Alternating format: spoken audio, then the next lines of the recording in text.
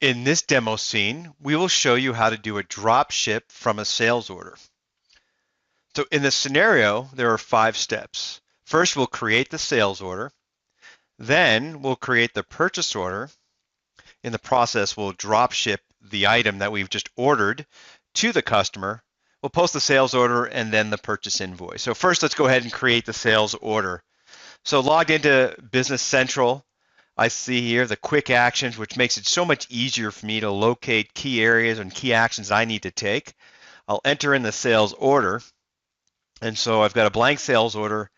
We'll select the customer, we'll select the datum, and then from the drop-down menu, and you could type this in, or I'll just go ahead and select the Athens desk, and we'll go ahead and put a quantity of 1. And now you'll see here on the line form, in the line items, I have the checkbox that enables me to recognize this as a drop ship. So I'll select that item, and then I close that out. So we've created the sales order. Now let's go and create the purchase order. So again, from the quick menu here on the end of the actions, I can open up the purchase order. Now we're going to select this item from Fabricam. And you'll notice before I complete anything else, down at the bottom under shipping and payment, I can change that to a customer address. So I could change it from a different location, a custom address, or in this case here, I want to drop ship it to a customer. And then from the ellipsis, I'll say, that's right, we're going to send it to a datum.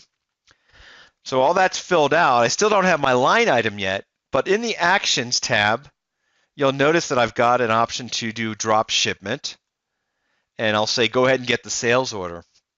So this is nice, is that it looks at all the sales orders that we have, open sales orders for a datum. The bottom one, meaning the most recent one we created, I'll select OK.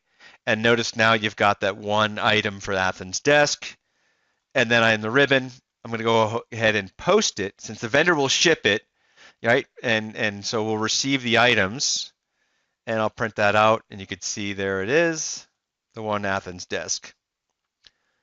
Next, let's go ahead and post and invoice the customer. Right now we need to do that. So I've got the sales order that we created, 1010. I'll open that up. And you'll see here, I'll go ahead and hit post and send. And now I'm going to invoice the customer. I'm assuming they've received it. Just get the invoice out to them. And so there's the invoice. And if I click here on the right-hand side under the customer statistics, you'll see if I drill into the balance, this is the order we just placed for that customer. And I can also see the detailed ledger entry screens if I want to see all the accounting rules that are happening behind the scenes in terms of debit and credit which accounts. Next, let's go ahead and post the purchase order. We need to recognize that as well. So in purchase orders, I've got the bottom one highlighted, the one we just created for Fabricam. And I'll go ahead and post it and invoice ourselves.